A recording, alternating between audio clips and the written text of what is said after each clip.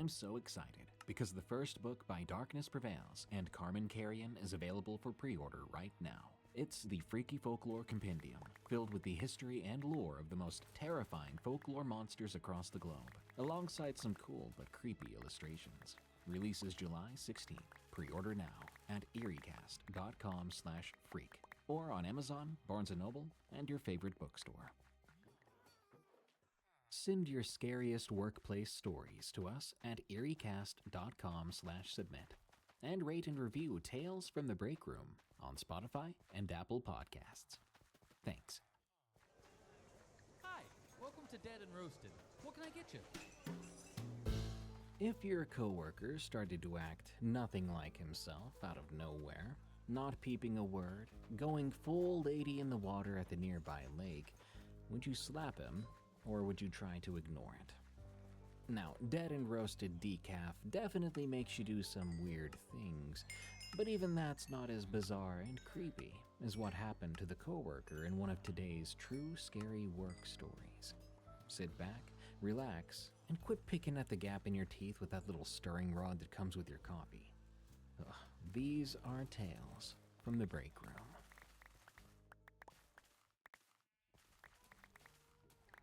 I wish it was a skinwalker. From Clarissa Explains. I wish I had ghost stories to tell about on here, but working overnight at a gas station as a young woman, I soon realized people are as scary as an encounter with any night-dwelling creature that could be produced from your nightmares. Let me start by telling you that I'm 21 and roughly average height for a woman my age. I've been working at this gas station over a year now, and I'll soon be quitting because it's gotten too much for me to mentally handle.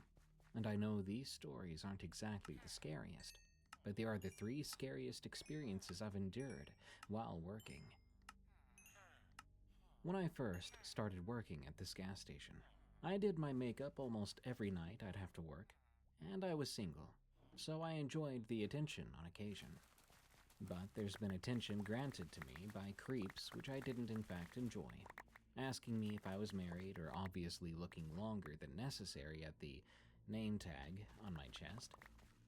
Then there was this one night. Our restroom needed some attention. The toilet wasn't flushing properly.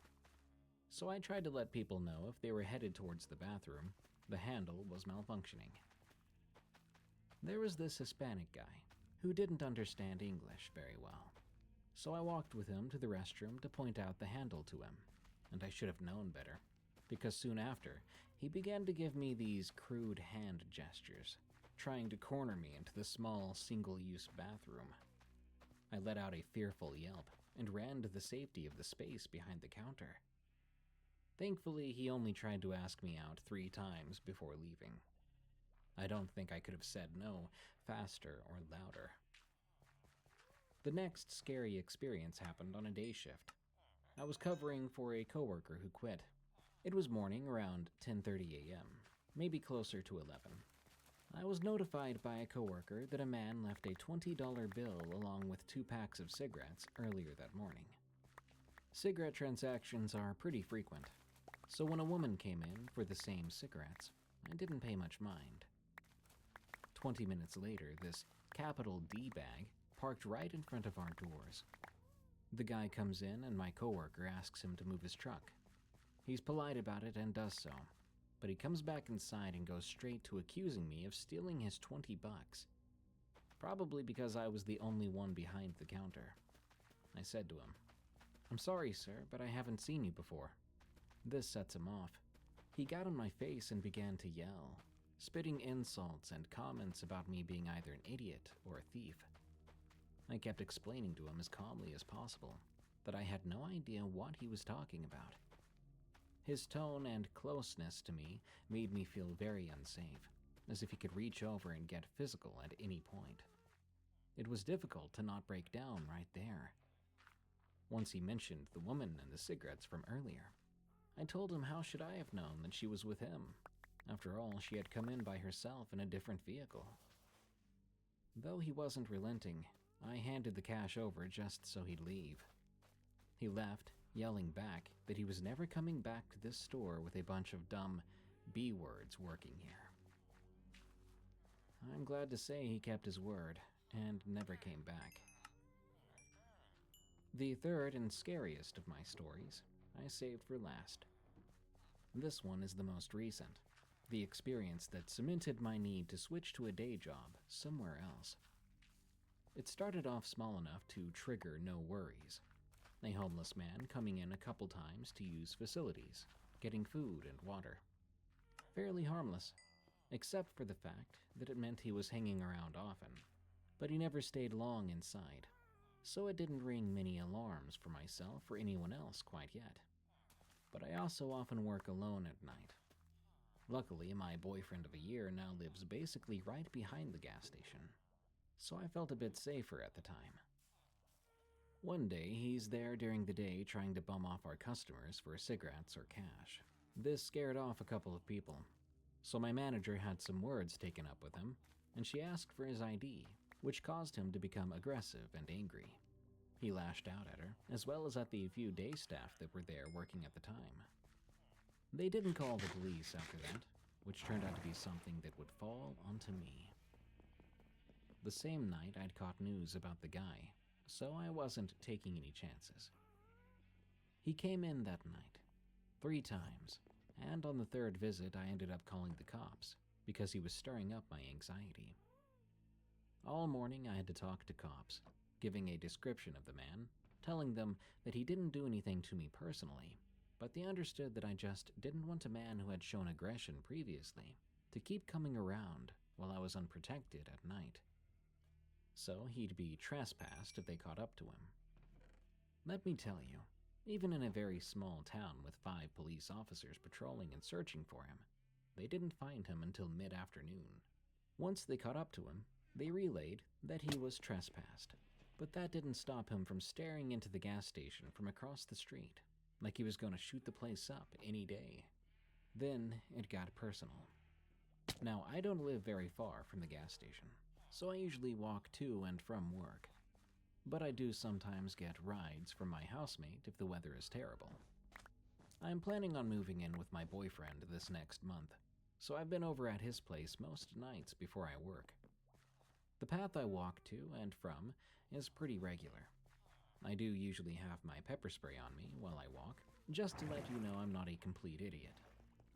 But with a regular path, this man must have watched me to figure out where I live, because he stands outside my door around 9:30 at night, roughly the time I leave for my overnight shift. Luckily, I was at my boyfriend's house.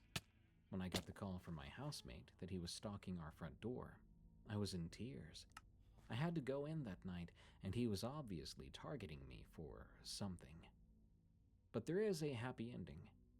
I was told to stay at my boyfriend's for the night while my shift was covered, and within a week or so, this guy gets arrested for being aggressive with the staff at a 7-Eleven across the street.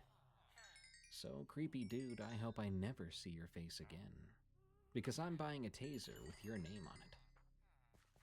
Be safe if you work late nights, and if you ever have to walk, make sure you have protection and are aware of your surroundings.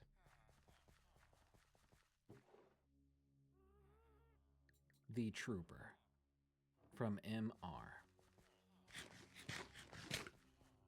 I've got to be somewhat vague here, as I can't risk being identified, or I might lose my job, or maybe my sanity would be questioned.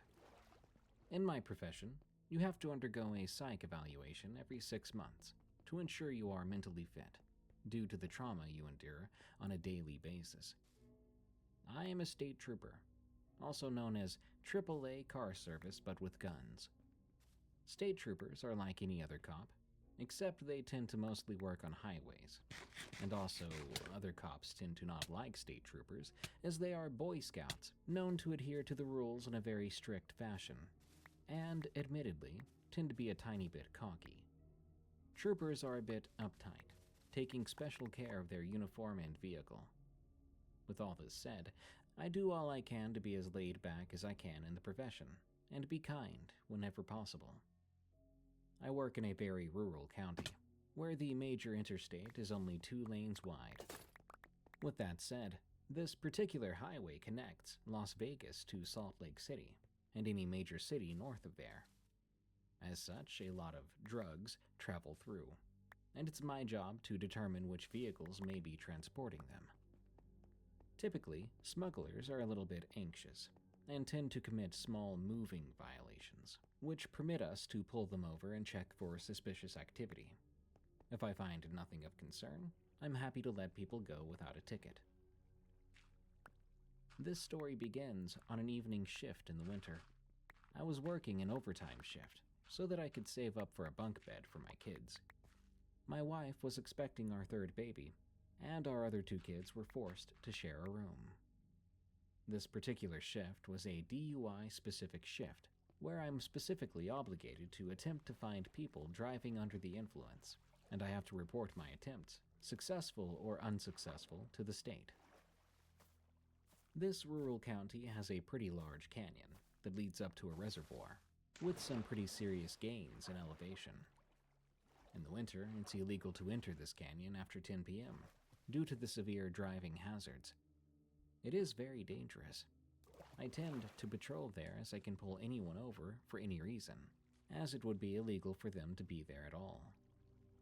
Typically, I just find kids doing the dirty or finding a place for a campfire, or even stealth camping, which has become common lately. I'm just after individuals driving under the influence, or other nefarious activities, so I let most folks go without any hassle.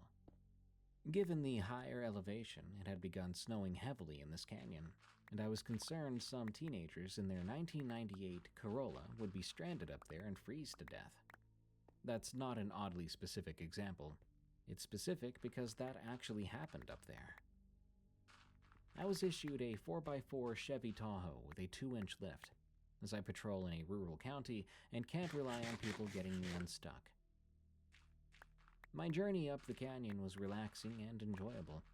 I was taking in the first snowfall of the year, and it was absolutely breathtaking. Times like this, I enjoy my job. I made it to the top of the canyon, by the reservoir, and I never ran into a soul. This is a positive thing. I decided to take a moment, get out of the truck, and enjoy the tranquility that comes from heavy snowfall. Behind me was the reservoir, now completely frozen over. Ahead of me is a large hill people like to go sledding on. Aside from that, there's nothing but trees for thousands of acres. Only one road up to the top of the canyon, and it was the road I was on, and my tracks were the only ones that could be seen. That's when I heard it. A woman screaming. I couldn't make out what she was saying, but it was this blood-curdling and horrific cry, the kind that makes your skin crawl instantly. I began to look around. I shone my spotlights on the reservoir. Surely someone fell through the ice. But it was completely undisturbed. Nothing to be seen. Yet that screaming continued. I decided to turn on my thermal camera. Yes, troopers have thermal imaging equipment. I even do a ton of search and rescue. From time to time, I'm the only emergency professional for 30 to 50 miles. Anyway, there was absolutely no heat signature to be found. In the tree line, up the sled hill, nor on the frozen reservoir. Anxious, I decided I needed to radio this in. Someone needed help, and I couldn't find them. I was notified that some county deputies would be there to help, hopefully soon. The screaming continued. When they arrived, I endured their not-so-friendly greetings.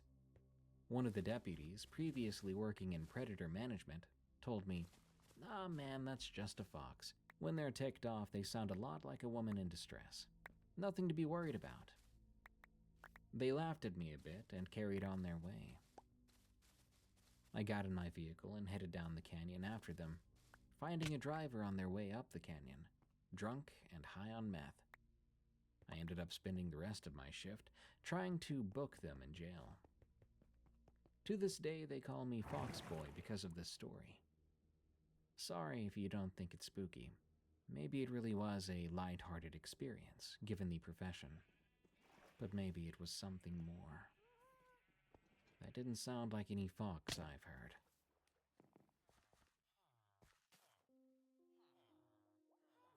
Osoyoos Lakeside from Monochrome Night. In my late 20s, I was working as a sales rep for a medical software vendor based out of Canada. It was a really interesting role, and not at all that consistent with what one would expect. My organization was a non-profit, which ironically led to extremely high compensation and fewer working hours than what my older jobs gave and required. The client market was also very different in the sense that it was unique, as I'd primarily work with medical office assistants and doctors, demoing software functionality and the likes. It was a really enjoyable role, and while offering the aforementioned things, the organization also provided fun and interesting team-building activities, ranging from seminars to remote getaways. My most recent experience with the latter is what I'll be discussing here. For my occupation, my workloads were about an even split between demonstration for clients on site and from home. I know that might sound strange, but on our sales team there were multiple dedicated on-the-road type traveling agents, a group I was actually a member of before I graduated up. Typically, they would connect with clients first and foremost, and through the power of the internet, they would add people like me into a call, then patch me into either their showcase laptop or a client computer, so I could show some of the more advanced aspects of the software. Think day booking, prescription generation, drug interactions, anything a doctor would need on a day-to-day basis. I wanted to mention this dynamic split because it's important to know. I didn't work closely with many of my teammates, physically or otherwise, and as such I wasn't really friendly with any of them.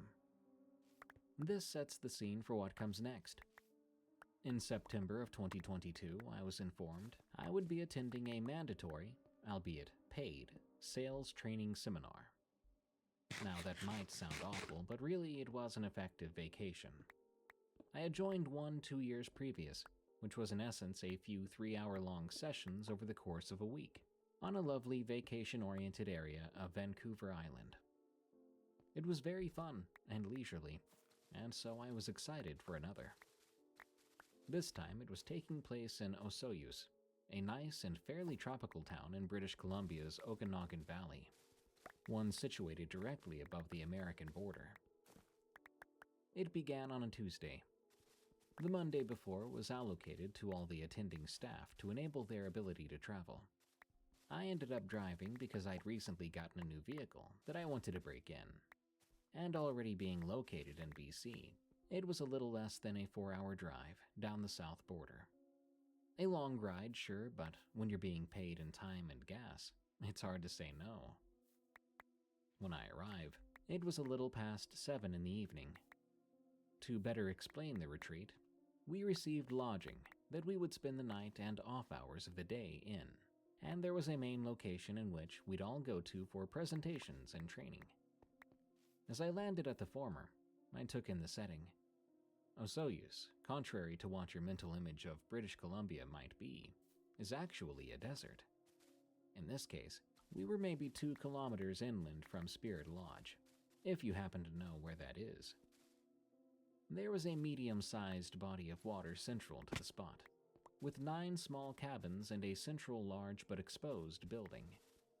Based on how many of us were invited, though, only maybe 6 of the cabins were occupied. Fair to say it was pretty remote. If I had to guess, the location was probably built for summer camps and the like. Whether or not corporate retreat rentals were intended, I couldn't say, but the spot was lovely. My lodge in particular was pretty central to everything, and right next to the open canopy-type area. Anyway, when I got there, I checked in at this little management-type building, across from the cabins on the other side of the lake. I got my key before heading over to my spot. The trails weren't really intended for vehicles, so I left my car parked by the entrance building. Now, I guessed it was because of the lake at the time, but as I began walking around it, I noticed a fairly heavy fog. It wasn't exactly typical, but I'd never been in Osoyoos at that kind of elevation, so I didn't think anything weird. It was thick though. Like, can't see to the other side of the not-too-big lake kind of thick. Not uncomfortable, but definitely eerie. After a few minutes, I was maybe halfway to my cabin when I heard a really strange sound. It sounded like something large and heavy splashing about in the lake. I had only about 10 meters of visibility into the water, and whatever was disturbing the water was just beyond that. I could tell because I could see ripples popping and bubbling on the surface of the water, but I couldn't make out anything else past them. Given the kind of displacement I was hearing, I guessed it had to be a person, or a person-sized something anyway. I didn't call out, and it stopped pretty quickly after, maybe lasting a total of 15 seconds, but I continued on, arriving at my cabin without much issue. The cabins were simple buildings. When I unlocked the door, I was greeted with a small divided entryway. There was a shoe rack and coat hanger on one side, and additional storage on the other. Then you entered the main room with 2 parallel windows, a nice fireplace, and an entertaining space, if you could call it that. Neatly, the fridge and cupboard were stocked with a variety of food.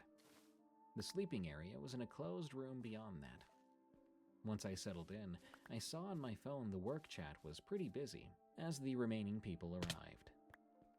Like I mentioned earlier, I didn't know any of them that well, and so I didn't invite anybody to my cabin. I kind of just hung out on my laptop. And yes, for reference, the cabins did indeed have electricity. I spent some time working on random projects until I went to bed for the night. The first part of the workshop was the following morning. I say workshop because that's what they labeled it as, but it was really a seminar. I effectively sat there, listening for 2.5 hours, and I really didn't find the information all that relevant. Not to fault the speaker because they were concise and engaged with the many questions they were given, but I felt distracted. The fog that I'd seen the night before had subsided by then. Well, almost.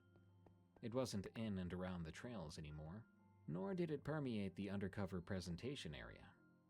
Instead, a noticeable ball of it hung loosely over the surface of the lake, right in the center. It was really weird, like a low-hanging cloud. I wrote it off as a regional phenomenon mentally, but the rest of my coworkers were certainly interested in it. Even the speaker went on to make a reference to it as she talked about emotional presentation and proverbial storm clouds over people's heads. When the session wrapped up that day around noon, we were left with a nicely catered lunch presented under the same canopied area. During that time was the first instance I'd engaged with the people I worked with. There were 7 people aside from me. 5 men who I'd estimated ranged from their early to late 30s, and 2 women, one my age of 28 and one a senior. We had a pretty social lunch, which was a rare event for me considering there was no booze. When the food was finished and the caterers were packing stuff up, we were left wondering what to do. Now, the majority of them did return to their cabins, but my social battery was charged, and I felt like continuing to hang out. So me and one of the other dudes, Michael, joined up with the younger girl, Maria, and we went for a walk around the lake to where the parking lot was. Michael told both of us how he'd actually brought a kayak along and was planning on taking it to another body of water. Since there was a perfect lake here, however, he opted to go grab it from where it sat on his truck, so he could take a pass through the lake in the afternoon. Now, I thought this was a little goofy. This lake wasn't really that big, and he would mostly end up paddling in circles after a few minutes. But I agreed to help him ready up the kayak. Our conversation kept going back to the heavy fog set over the lake, which was now pluming and spilling over onto the path. Again, it was strange. It felt and looked like fog and wasn't irritating to any of our senses, but it presented itself more like smoke, like it was being sourced from the lake itself. because of how little it dispersed. I'm not super adept at social outings, and by the time we were nearing Michael's truck, I could more or less feel I was the third wheel here. They seemed to be enjoying each other's company a lot more than mine, and it sounded as if they were both getting a little flirty. I didn't mind all that much. He moved his truck from the parking lot to the near edge of the lake, which was a pretty difficult lineup considering the fog. Then I helped him demount and place the kayak, a task that was more difficult than I expected, because it was a heavy two-seater. Knowing what came next, I naturally didn't feel like sticking around. I decided to say goodbye to the pair and make my way back to the cabin.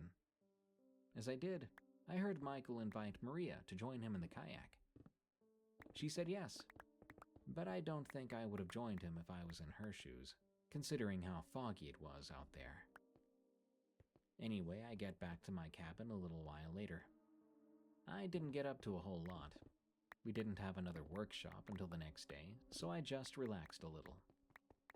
The lodge I was staying in was freshly stocked with a variety of herbal teas, so I ended up boiling some water for one of those.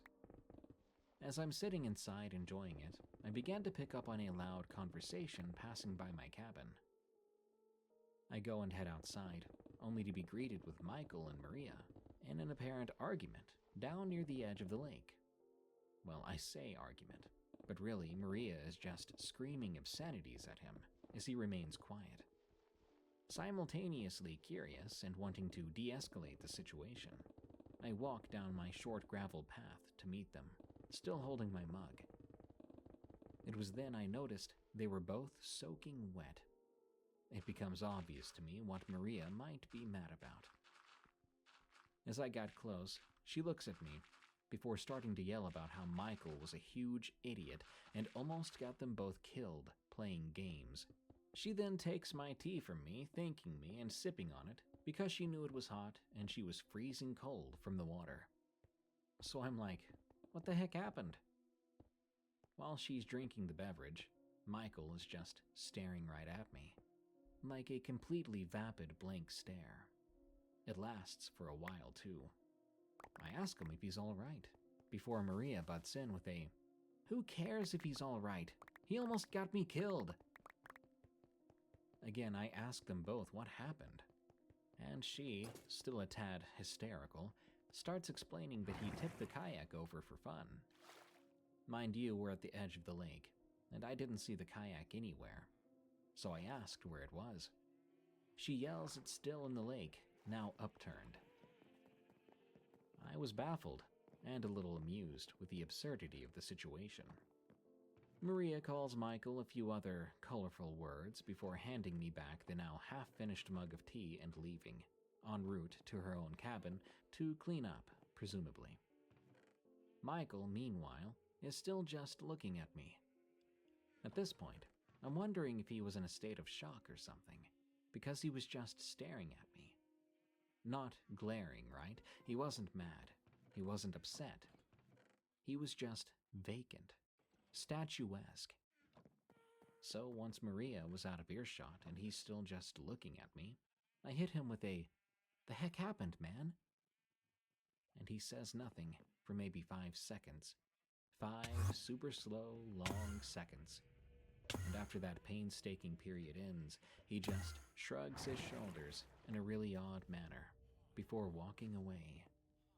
Not after Maria, not towards the cabins, but rather around the perimeter of the lake.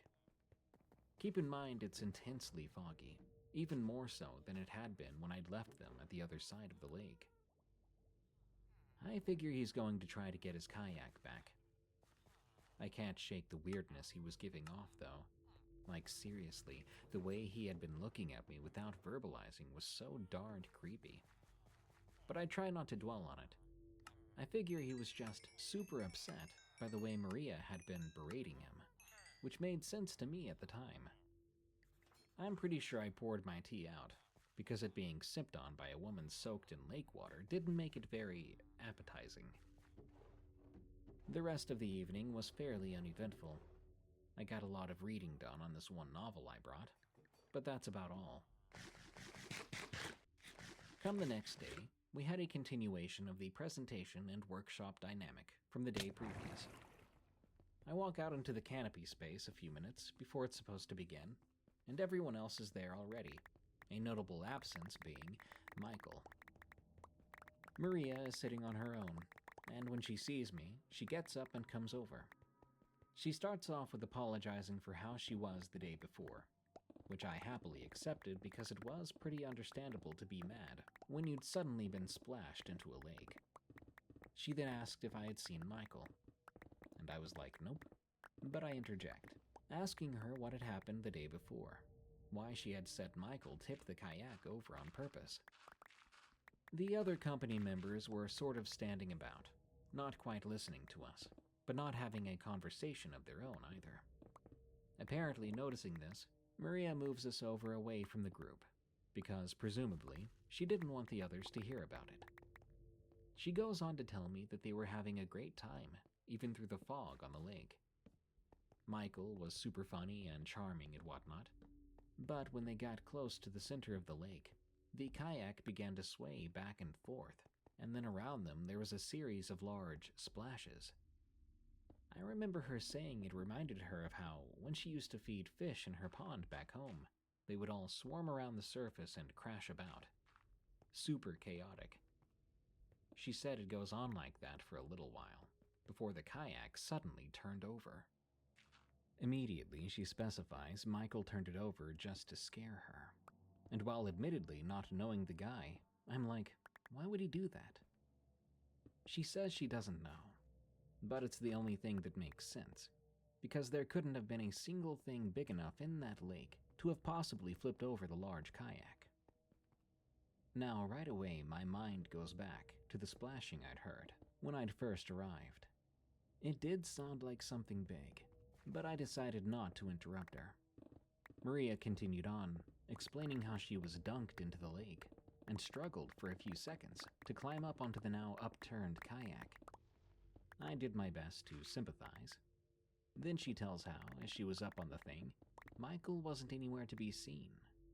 She's calling for him, wondering if he's playing some kind of joke on her. She emphasizes about how after maybe 15 seconds, she decides to go back into the water to try to see if he's down there. She says the visibility was poor, and she couldn't find him. Then she bobs back up, gets onto the overturned kayak, only to find Michael there, right in her face. She tells me how she nearly had a heart attack because of how she was startled. Of course, I find the story pretty scary, because they both could have very well drowned. I'm trying to sympathize with her more, but she cuts me off, engaging me with a question. She asks if Michael and I talked after she left, wondering if he'd been acting weird at all.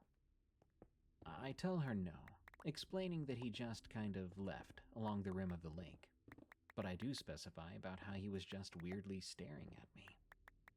She nods and explains that's exactly what he was doing after he came up onto the kayak. Apparently, despite not ever kayaking much before, she has enough of a mind to try and get Michael to help her roll the thing over. But still, he just stares at her. She says he put on a super weird smile, and that's when she'd had enough. She decided to swim the few minutes to shore. The entire time, he swam behind her. They then arrived at the shoreline where she began to verbally unload on him. And you know the rest from there, with one addendum. A little while after she'd gotten to her lodge, one of these site attendants had come by to check on her, along with a police officer, something Maria described as an unsolicited wellness check, which she assumed was because of how angry she'd gotten. But they didn't accuse her of anything. Instead, they left pretty much as soon as they saw her. I'm super creeped out by this story. It seems Michael had a complete dynamic shift from being underwater for a few seconds, and Maria seemed pretty upset by it too, because they'd been hitting it off so well before. It grew all the more concerning because he wasn't anywhere to be found in the workshop. She asks me if I think she upset him and caused him to leave by yelling at him. But based on what she'd told me, she seemed more or less justified. so I responded telling her that I was sure he was fine. Our workshop came and went. I spent the majority of the time engaging with Maria, since we were getting along pretty well. Michael didn't show up the entire time, and upon the conclusion of the seminar, the speaker that came by asked all of us if we knew where he was. We said no, and while maybe I should have, I did not inform him about the events of the day prior. He then told us he'd have to mark Michael as a no-show, something we knew the company would not be happy with, as this was effectively a paid vacation. Following the conclusion of the workshop, Maria and I take a walk around the lake. She wanted to see if Michael's truck was still in the parking lot, so we worked our way over there. Curiously, it was still there, so Michael had not left and had just decided to skip the seminar entirely. We both found that super weird.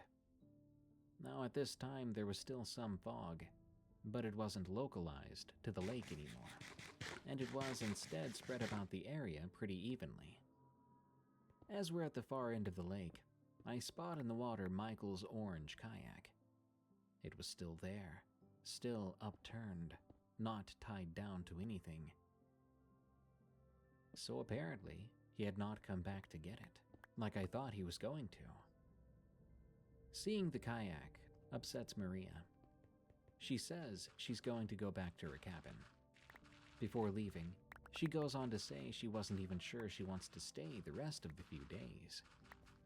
I nod in understanding, then haphazardly suggest that we go over to Michael's lodging and check on him, talk to him, saying that the two of them might be able to have a clean conversation now that they've both cooled down. She seems to agree, asking me to come along, as she was still creeped out by how he had been silent and weird. The two of us then head on over. Here's where things get really strange. About halfway through our walk there, we were dead center down one axis of the lake when I hear that incessant splashing, pretty much identical to the one I'd heard the initial day.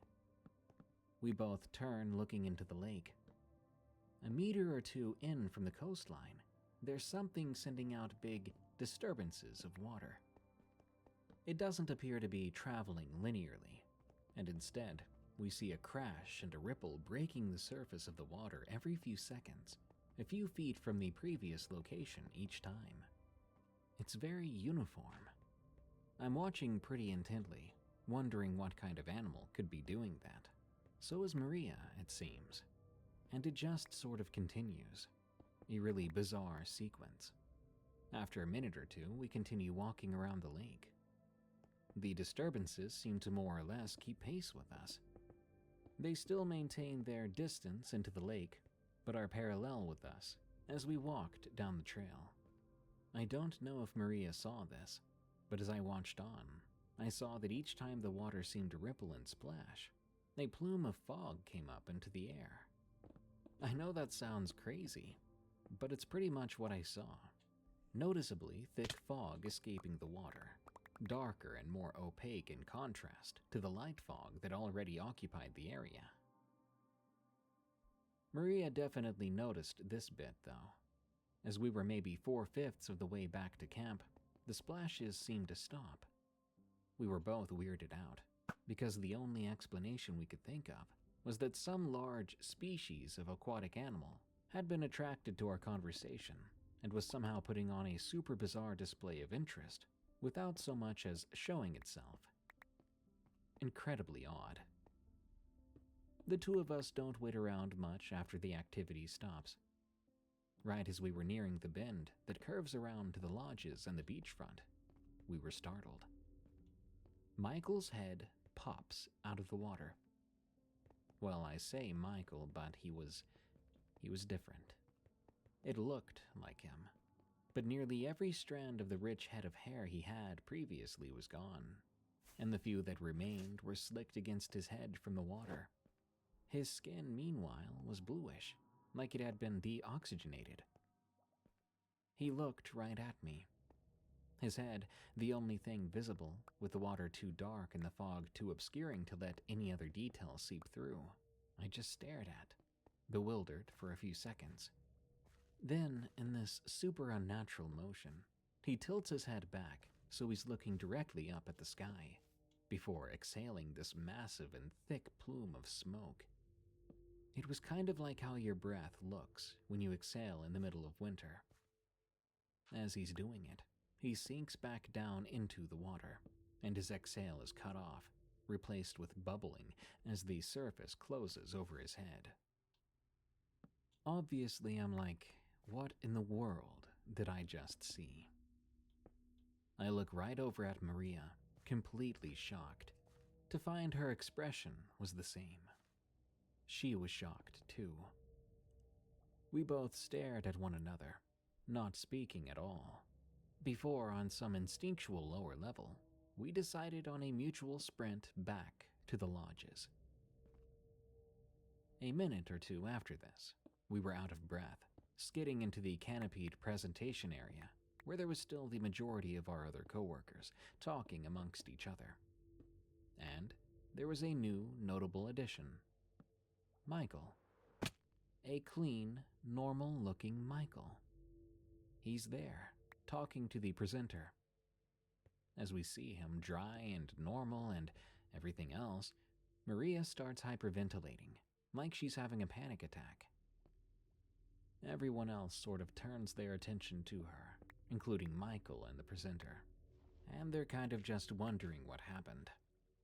Anyway, to save you some really awkward banter and my half-baked explanation attempt, everyone else in the group begins to understand that we saw something in the water, something that looked identical to Michael. And as Maria begins to relax a little, she asks this Michael what the heck was going on, and where he was throughout the day, why he was joking around by swimming in the lake, looking all weird. Then Michael is super confused. He says he just got back. We're both like, back from where? He says the hospital. Hearing that, we were even more clueless. Now here's where I'm totally freaked out. He goes on to explain that after their kayak capsized, he was yanked down and swept into what he described as a current, before he ended up on the far side of the lake with a nasty gash running down his leg. He never saw Maria, so he called the site attendants, who in turn called emergency services, because he thought she might have drowned, hence the cop from earlier.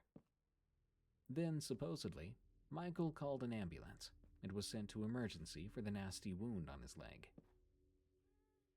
Obviously, Maria and I were both flabbergasted, because from both of our perspectives, Michael was with Maria following the kayak turning over, like we both saw him. But of course, he was not him.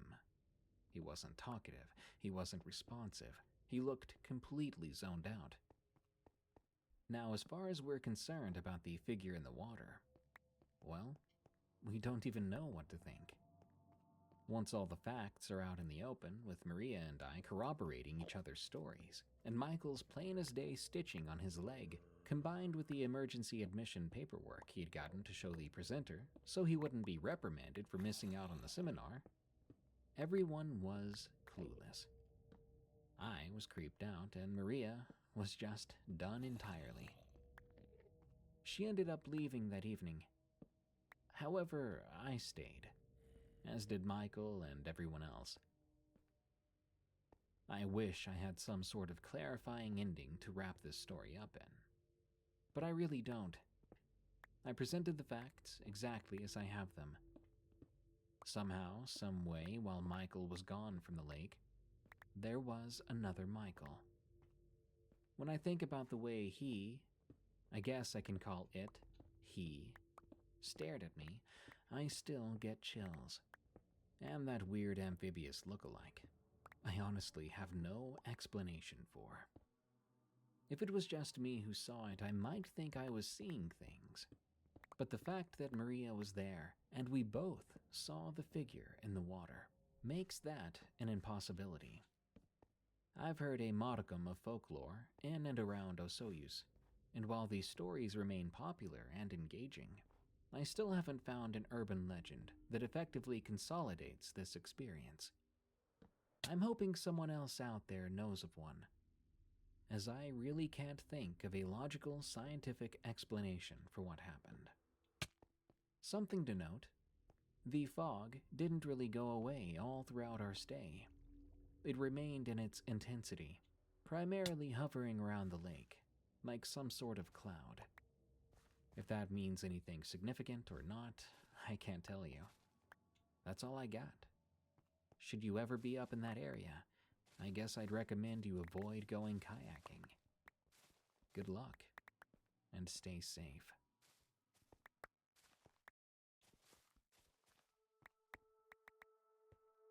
Night at the Fort. From T. Hollick.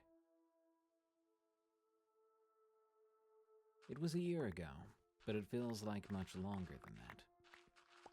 I work as a tour guide for Fort Niagara, near Lake Ontario in New York. I'm usually in charge of handing tourists our cute brochures and answering the usual questions, like how much are tickets, when do you close, where's the bathroom? All of which are perfectly reasonable questions. But then I have the oddities of, how many people have died here? How many bodies are buried here? How old is this place? Those questions are always amusing, because you can tell who are here for the history, and who's here just because their friends recommended it. Sometimes I work the night shift with our night guard, Scott.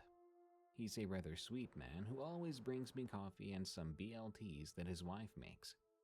He reminds me quite a lot of a lonely grandfather. The two of us often talk during the nights I work. He keeps me company on the walkie while I take inventory, or while I walk around the grounds making sure that everything remains as it should be.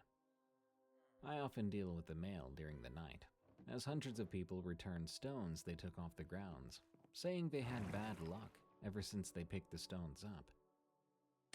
Honestly, I never believed in the bad luck rumors, merely considering it all a good thing to deter theft or destruction of the fort. Not many people really consider it these days, but a few years ago, plenty of people left graffiti on the gates and on the stone church across the parking lot. It was a common occurrence to go out during the early morning, finding a new colorful artwork decorating the walls and having to call someone to come take it off. I was working nights most of the spring. I needed the money, and I wouldn't have to fight for the hours.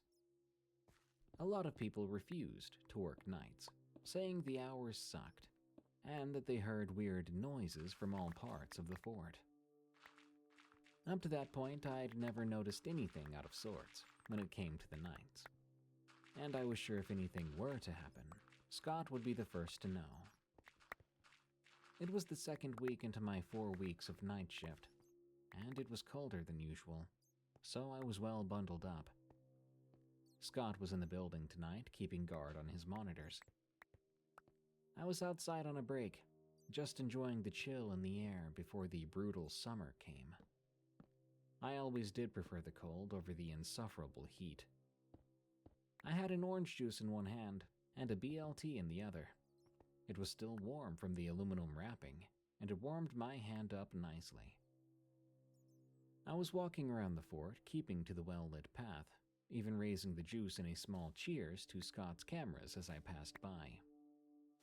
I heard him laugh over the walkie, giving him a smile before I continued the familiar path at ease with the world around me. Nights like this are very therapeutic and often tend to put me in a sense of comfort.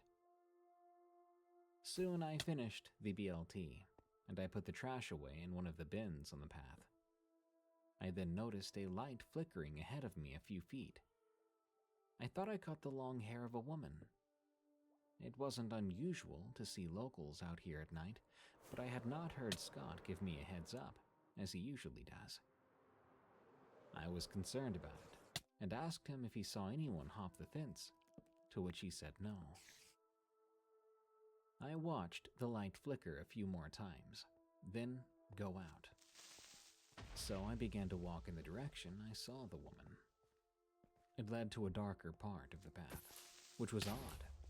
There were usually lights strewn across the small dirt pathway, but they seemed to have all gone out. I figured maybe something like a bird had fried on the wire, taking out the lights earlier in the night. I looked around, letting my eyes adjust, and I saw a woman in a wide skirt leaning against a tree. "Ma'am?" I called out. She laughed, then walked around the tree, weaving her way through the side of the path until she was standing next to me. I was transfixed. It was ethereal the way she moved, and honestly, I found it a bit soothing as well. I didn't want to move. I couldn't even speak. It was bizarre, and it should have made me uncomfortable, but I felt only at ease.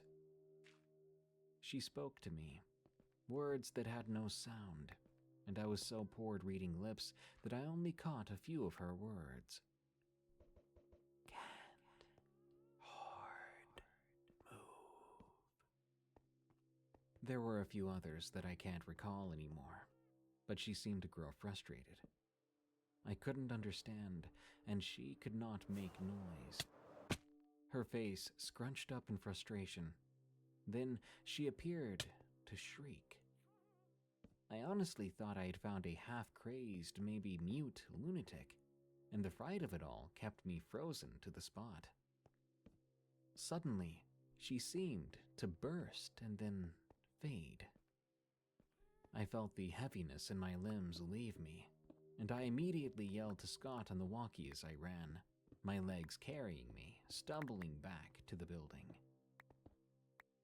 I got the next few days off with a diagnosis of stress-induced hallucination, but I was looking up the details of my story, and I found it matched with dozens of others.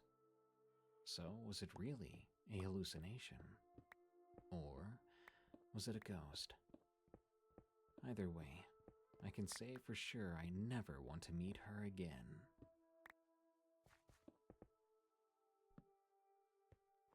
Something was in the house with us. From BC Firefighter. I'm a firefighter in a rural community along the Canada-US border. For the last 10 years in British Columbia, I've seen all kinds of scary and gruesome things. But the one that I always remember was when I first started. I'd just completed my interior course, which meant I could go into burning buildings. We'd gotten a call one summer day. The dispatch was for a farmhouse about 20 minutes outside of town. It said that the house, outbuildings, and field were on fire, and there were multiple gunshots. We were told to use caution when approaching. We started up the valley to the call. There was one hall that was closer and was ahead of us. They reported the gates were blocked and locked. The engine ahead had driven through the fence to gain access. We pulled up shortly behind them.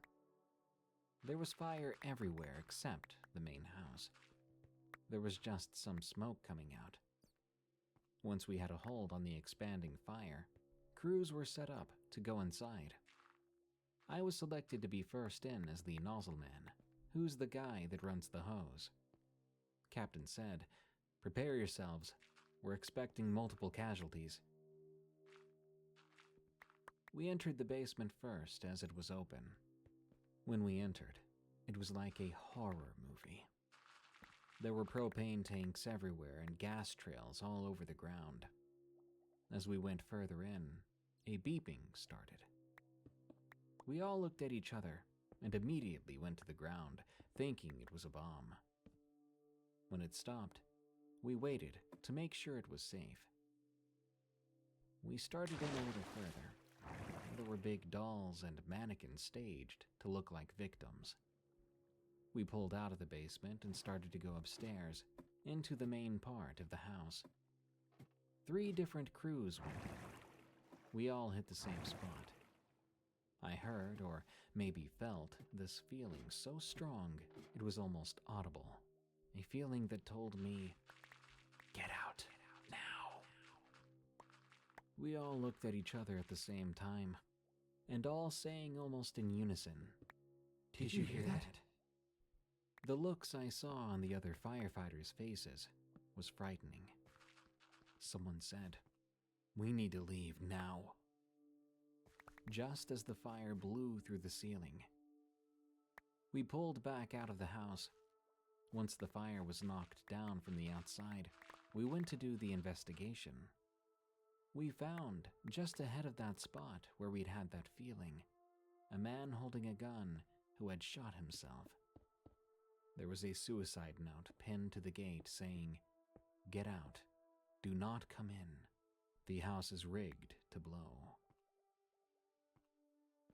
We didn't know what to make of it all at first, but then we realized he or his spirit, or maybe it was the spirit of a passed-on firefighter, was trying to get us out before something happened when we heard or felt him.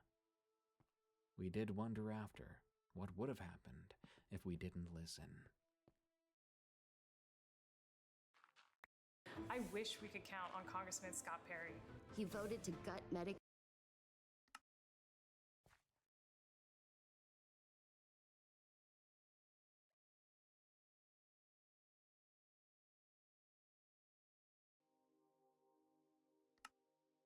Haunted Surgical Room from Maddo Man.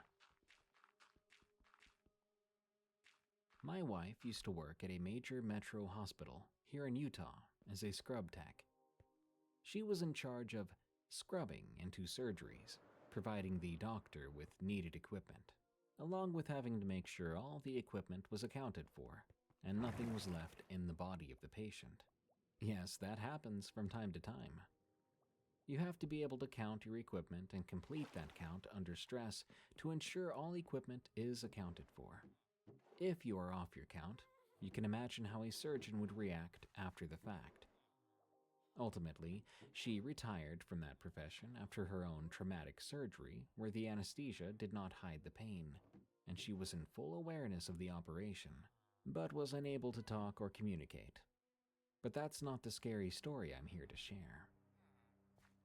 One particular night shift, she was working with her favorite coworker.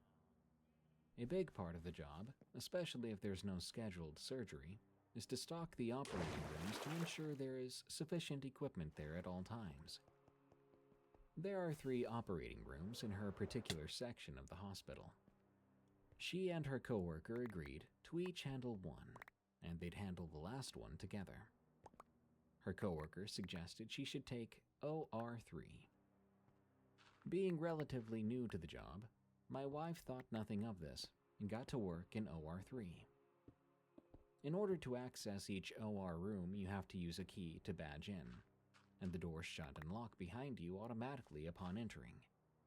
There are no windows in any of the operating rooms, except for one, which connects directly to the NICU, a special unit for newborns needing extra care after delivery, so that a baby can be passed directly from mom to the care of a pediatrician without them being transported throughout the hospital.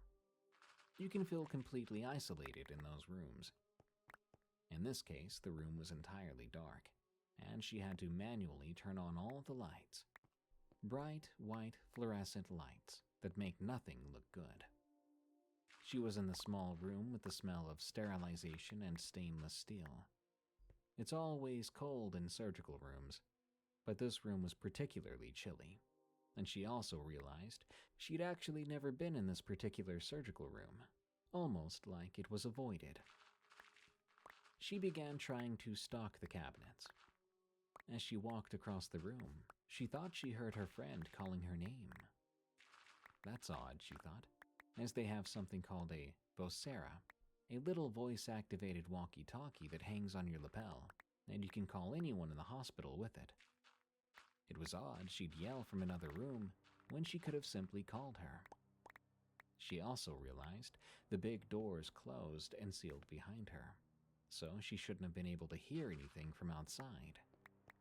She got chills, because that was weird.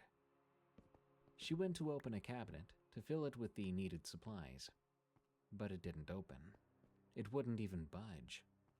Now, these cabinets don't lock. It's a secured room.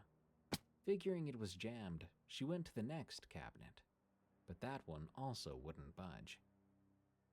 Feeling frustrated, she reached for her Vocera to call her coworker for help, when suddenly, all the cabinets in the room flung open simultaneously and spilled their contents all over the room. This was enough to scare the wits out of her, and she hightailed it out of the room. She was panicking, calling me at about 2 a.m., waking me up to tell me what happened.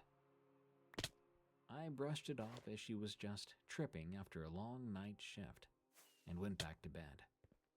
The next morning, she told me more about it. The nurses and scrub techs were gathered around their pod, the nurse workstations with computers and patient monitoring systems. Feeling the spirit of Halloween, forgot to mention this was the glorious day of Halloween, they decided to tell scary stories. My wife told them, "You would not believe what just happened to me." Not only did her coworkers believe her, but they said, "Oh, didn't we tell you? OR3 is haunted. We all avoid that room if we can help it at all. Even the doctors don't like to go in there."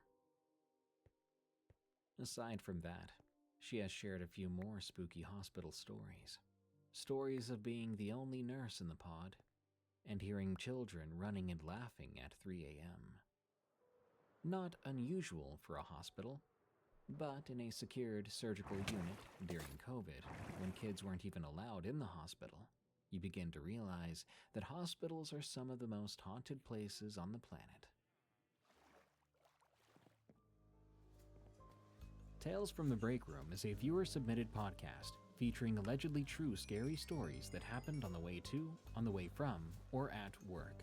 If you want your story to be narrated on the show, send it to us at eeriecast.com/submit. As of April 14th, we're paying 3 cents per word for stories that are approved and make it onto the show. Submission does not guarantee approval or payment. For a limited time only, PayPal only. Tales from the Break Room is an EerieCast Network original podcast hosted by Darkness Prevails. You can follow him on Twitter at Dark Prevails, and you can hear thousands more stories read by him on our other show, Unexplained Encounters. If you enjoyed this episode, please follow and rate Tales from the Break Room on Spotify and Apple Podcasts. You can also enjoy plenty more horror-themed podcasts at EerieCast.com.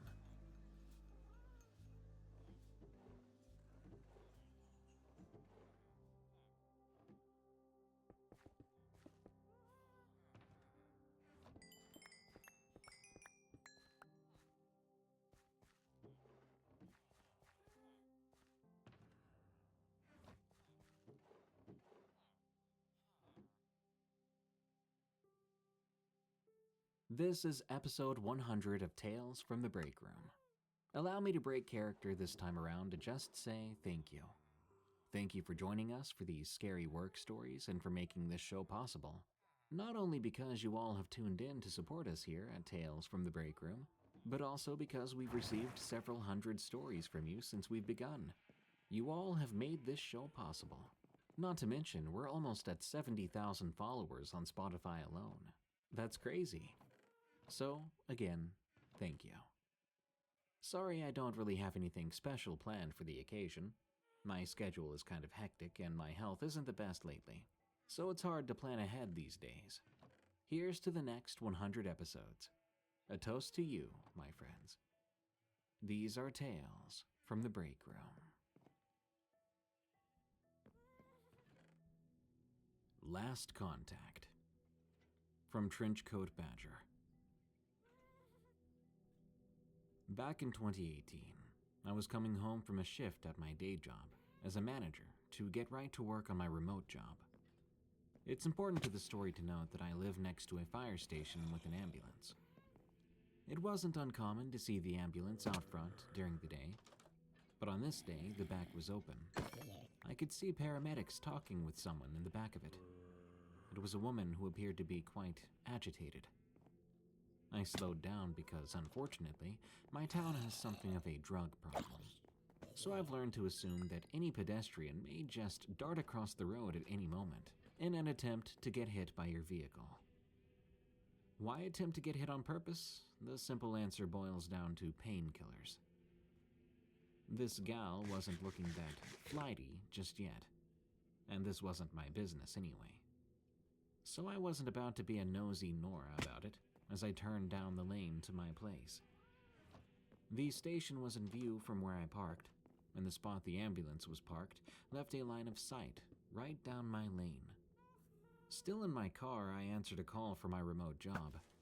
It couldn't have taken more than just a minute or two. When I got out, I was on edge, seeing as the gal who had been attended by the paramedics was now walking in my direction as I exited my car. I could see the paramedics standing by the ambulance and watching her. I know enough about first response that she had likely refused their service. But that was leaving a lot of questions in my mind. Questions I didn't have time to consider as she approached in a quick shamble, looking a hair short of frenzied. She'd been at the station, so she had clearly either wandered there or had been dropped off. It wasn't uncommon in the drug crowd up there, unfortunately, dropping someone off at the station if it looked like they were having an overdose or possibly dying. "Hey, can you give me a ride?" she asked. Her speech was a little slow, but not slurred. I knew she was on something, though. I knew it in my gut from working at a restaurant, where it was common to see people on whatever drug was trending. She'd probably been beautiful once, with blonde hair growing out brown, but the drugs left her pupils too wide to determine what color her eyes were. Her skin was so pale, she almost looked blue. Her lips were thin, chapped, a little burnt looking, and teeth yellowed. "Oh, I'm sorry, I just got home," I told her. "Where are you wanting to go? Maybe I can phone a friend to take you there." My plan, if she said yes, was to call the sheriff's office directly, knowing they were likely keen to this situation already to some degree, since dispatch in a small town like this meant all the emergency services went through them anyway. "Just outside of the next town over. I could give you directions." She stepped closer as I closed my car door, locking it with the fob, keeping a finger on the panic button. There were only two real options as to which town she was talking about. One north and one south of where we were. Like, town? I pointed north to the closer of the two. Or like, town? I pointed south. "Town." She pointed south. "Sorry, I just came from that direction," I answered with as much sympathy as I could. "I'm only stopping in here to grab something before I head north. I have business up there in about half an hour." I was lying out my rear there, but I didn't want her to stick around my place and wait. I looked to the paramedics down the lane as subtly as I could. I could see them fretting to one another, one on the radio. "Oh." The gal scratched at her arm. I'd maneuvered myself towards my front door, now in the tiny front porch. I wasn't taking my eyes off of her as I unlocked my front door. She had shambled along after me, and I was not comfortable with how close she'd gotten. But I was out of her arm's reach, at least. "Well, good luck and safe travels," I told her, as I slipped quickly inside, so glad the window on my front door had the blinds down, as did all my windows, due to some peeping Toms in the past. I peeked through the blinds of my living room window to watch her. She stood there for a moment, looked around, and my blood went cold when she went over to my locked car and tried to open the back driver's side door. Thank God I was paranoid about locking it after catching someone rummaging through it before. I'd never been paranoid about checking my back seats, but now I would be. The whole encounter lasted maybe 2 minutes, 3 tops. She moved on, though, on unsteady feet, down the lane. I debated calling it in, but then I got a message from my remote job. I was late for a phone call with my boss. The incident faded from my mind quickly during the call, and before long, I was back on the clock, this time for the remote job. I was working the at-home hustle in my pajama pants with a cat in my lap, well before COVID made it cool. 2 hours had passed when I heard a knock on my front door. Then the whole thing came rushing back into my mind. Had she come back? I peered out a crack in the living room blinds. There was a younger deputy from the town north of me. His car was parked next to mine. I can't say how, but the pit that opened up in my stomach told me that it was about that woman I'd spoken to earlier. One moment, I called out, letting my remote boss know via text that I had to step away. I opened the door with my cat on his walking harness and leash. Normal for me because, yes, I am that weirdo who walks their cat sometimes. Evening, sir. Hey, Badger, he sighed. Small towns, man. Everybody knows everyone. You're not in trouble. We're just hoping you can answer some questions. Guys at the station, he indicated the fire station at the end of the lane, said you were talking to someone who refused ambulance services earlier. Yes, sir. I remember scooping up my cat so the deputy could pet him. He did look haggard and sad, but it was just as much for my own comfort. The pit in my stomach was growing into an abyss that only foreshadowed bad news. Can you tell me what happened from the beginning? So I did, from seeing the ambulance and the agitated woman to my conversation with her. He took down some notes as I spoke, asking me how she had looked, how she acted, which direction she had gone after she left. During one lull in the conversation, the deputy was taking a moment, as if to calm himself a bit, by petting my cat, who now perched on the porch railing. Did you guys pick her up? Is she okay? I asked. Strung out on drugs or not, she was a human being, and she needed help. He couldn't meet my eyes while petting the cat. We found her in the wooded area by the train tracks. You were the last person to see her alive. None of it is your fault, he assured me. They think she, expired only 20 minutes after she left the station. I'd been on the phone in my car for only 5 minutes, 2 minutes talking to her, a minute watching her. I learned later that she had been dumped at the station in her state out of a moving car that was never found, and had succumbed to whatever drug she was on after getting lost in the woods only a stone's throw away. I still beat myself up for not calling it in, even though I've since spoken to the same deputy and a therapist. What chills me most about the whole encounter, though, more than speaking to someone so close to death, more than being the last person to see them alive, is the fact that if I hadn't locked my car door, she'd have died in my back seat, waiting for me to take her into town.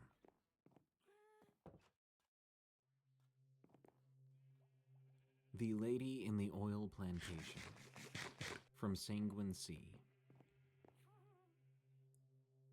My grandfather often told us he was one of those people blessed with a third eye. As a child, I wasn't too sure what he meant by that, but he was always too happy to explain.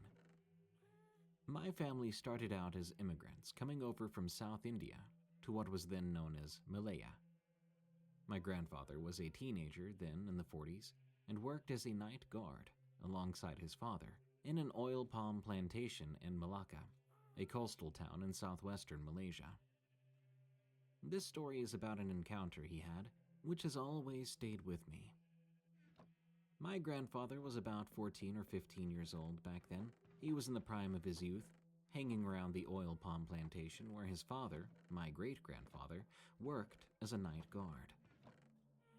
On paper, his job was simple: ensure that no one enters the plantation without permission, and keep straying animals away from the trees. All that kind of stuff. On most nights, nothing much happens because everyone knows that bothering the plantation owner was far too heavy a price to pay for any attempt made to trespass.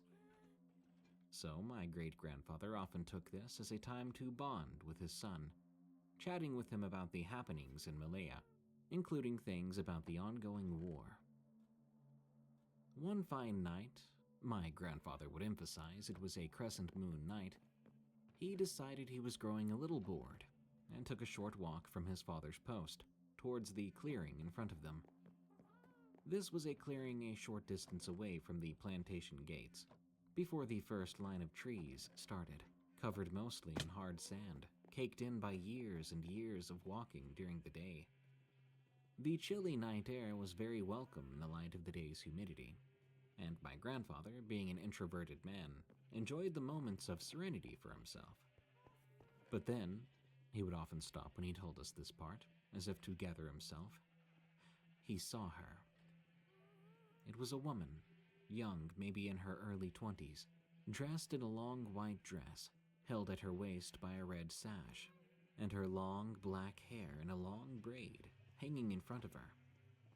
She was standing, her hands hanging limply by her side, her chin tilted slightly upwards, and her lips drawn into a soft smile. Her eyes seemed dazed, as if she was distracted by something, and at first, she seemed to not notice my grandfather. The dress reached all the way down past her ankles, and my grandfather could not see her feet. The air about her was pierced by a faint floral scent, which my grandfather assumed was the perfume she wore, or at least coming from the pair of plumeria flowers she had tucked in her hair. "Excuse me, ma'am," my grandfather called over to her, feeling indignant at the possibility of being the first to track a trespasser before his father got to it. "I think, you might be in the wrong place. You'll need to leave and return tomorrow. I can escort you to the gate." The woman just looked at him, and my grandfather decided not to repeat his request, in case it came across as impolite. After all, she was a young lady, and he was a young man, and they were alone out there at night. If pressed, he worried that she might land him, and by extension his father, in trouble with the boss come morning. And so my grandfather had turned and hoped that the lady would follow, as he walked back quickly to his father's post. As he marched, he heard the soft footfall of the lady behind him, who said not a word, so he grinned to himself, proud of having completed a task without being asked. But the moment he arrived and prepared to explain himself, he turned around and saw that the lady was gone. Where she would have stood, there was nothing but still air, and when he squinted, he saw a rat that scurried quickly past his vision and scampered into the nearby bushes. "The snakes will take care of it," my great-grandfather noticed and chipped in. "That's why we always tell visitors to never step into the plantations. There's always cobras around, and we let them be, as natural pest control." He then walked to his post and took out his thermal flask, pouring out some hot chai in the cup, then handing it to my grandfather. "Here, to keep you awake for the next few hours." "Oh," my grandfather nodded, forcing a smile, as he accepted the tea. He felt the hairs on his nape stand on end, and not from the chilly night air. He fought the urge to look back once again where the white-clad woman once stood. "I thought it was urgent and wanted to let you know." His father just shook his head and smiled. My grandfather decided not to think about the strange woman any further, as the rest of the night passed, and his father filled him with more gossip about his boss and his boss's wife. The next night, when they returned to their post, my grandfather saw her again. Driven by a sudden urge of curiosity, my grandfather left his father's post and walked down the same path as the night before. This time, he kept a deliberate eye out. His ears picked away at the natural sounds of the plantation in the nighttime. The screaming crickets, the steady cries of toads, the occasional screech of a passing bat. Then he saw her again. This time, her hair was loose, and the wind was blowing strands about her face. In the light of the moon, her face looked almost inhumanly white, though her eyes were nearly charcoal black, which were now fixed on my grandfather. She didn't move, and her hands were at her side, but her palms were held out as if she were calling something. A gust of wind blew and her hair rose behind her, like a pair of dark wings fluttering as they did. She still didn't move, and her lips were curled into the same smile, but stretched just a little too far to be human. My grandfather stood where he was, terrified and transfixed as he stared at her, unblinking until his eyes began to tear up. His heart screamed against his ribcage, clattering like a prisoner whose insanity had been ripped away. And in spite of the continued cold of the night and the fact that he wore just a thin cotton shirt, my grandfather began to sweat. Blood screeched in his ears. He opened his mouth to scream as the woman suddenly launched herself towards him, her limbs jerkily moving with her body. Her mouth opened wide, and her blackened saw-like teeth glistened in the moonlight. Though every fiber of his being wailed at him to run, my grandfather couldn't move. And then, screeching like a pig sent to slaughter, the woman disappeared into thin air, just 2 feet before she reached him. A gust of wind sent my grandfather stumbling backwards into the waiting arms of his father. Just as he gathered himself, a sudden strong scent of frangipani filled the air, followed immediately by the rancid stench of dead rats. My grandfather stood, shivering in his father's arms, as the older man recited verses from the Quran over him. The very next day, my grandfather recounted that he and his father visited a holy man in a Muslim shrine, who gave them each a talisman containing the same Quranic verses, and afterwards, every night since, returned to its usual uneventfulness. Though so many years have passed, it seemed that the woman never quite left my grandfather's mind. She seems to live on through his stories, told to us, like the story I just told you. Winter's better when you're prepared. Experian, your BFF, big financial friend, could cancel subscriptions you don't use. Whisper from Room 7. From Emily P. I'm a 32-year-old woman with a past as tangled as the winding roads of rural Maine, where I ended up. Life had not been kind to me, and my choices hadn't always been the best. After a series of dead-end jobs and a failed marriage, I found myself gravitating towards this part of the country, seeking a fresh start. The quaint, somewhat isolated towns here had a way of either healing you or swallowing you whole. I was determined to be in the former category. I landed a job at a small motel, a place that seemed to have seen better days, much like myself. It was run by a gruff middle-aged man named Hank, who didn't ask too many questions about my past. The motel was rarely full, catering more to lone travelers and the occasional local looking for a night away from home. It wasn't much, but it was enough for me to keep a low profile and earn my keep. The job was simple: check guests in and out, ensure the rooms were clean, and manage the front desk, which mostly involved reading old magazines and watching the clock. I lived in a small room at the back of the motel, which Hank let me have for free as part of my employment. It wasn't luxurious, but it was more than I'd had in a long time. One late evening in autumn, a few weeks before Halloween, things took a turn. A storm was brewing outside, the kind that made you glad to be indoors. The motel was particularly quiet that night, with only a few guests checked in. I was settling in for a long night of reading when the bell at the front desk rang. Standing there was a man, soaked from the rain. He looked haggard and uneasy.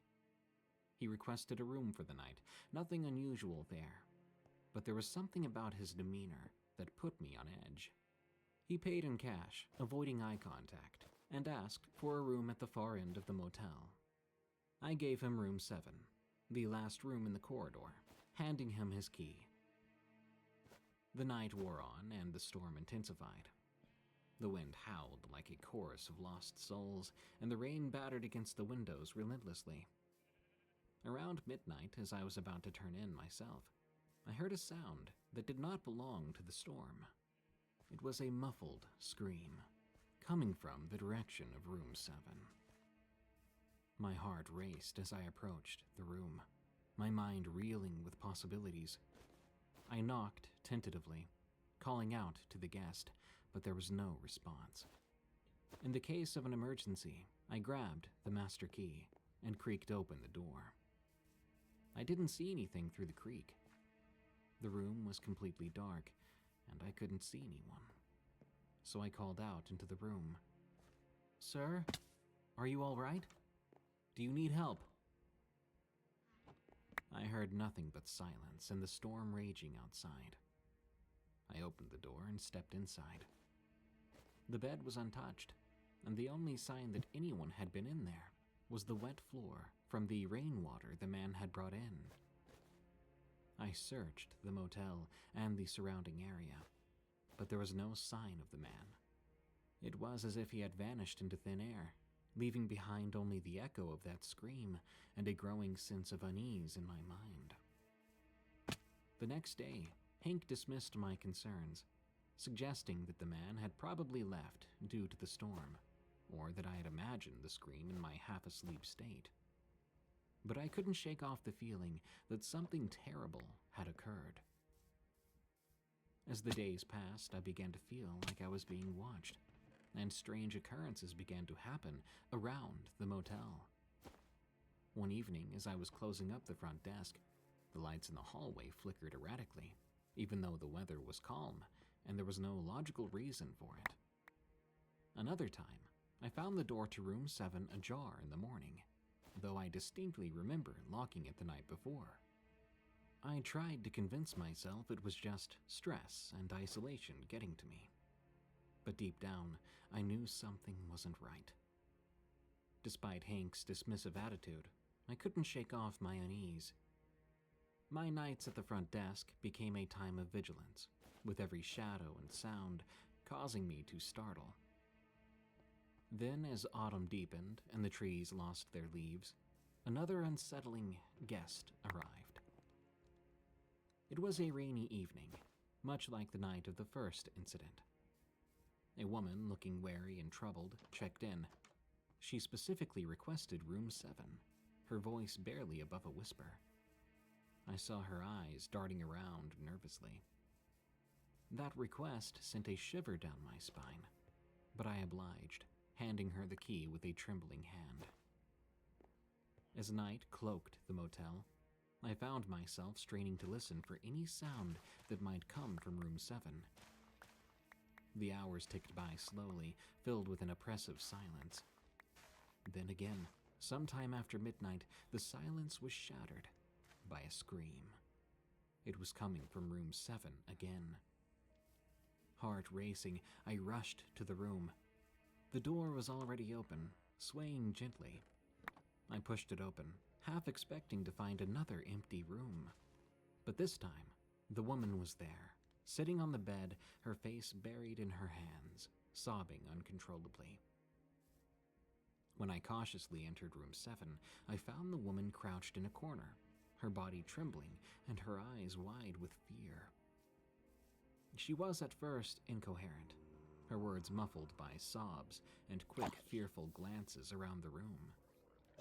Gradually, as she calmed down, her fragmented sentences painted a disturbing picture, though she avoided going into explicit details.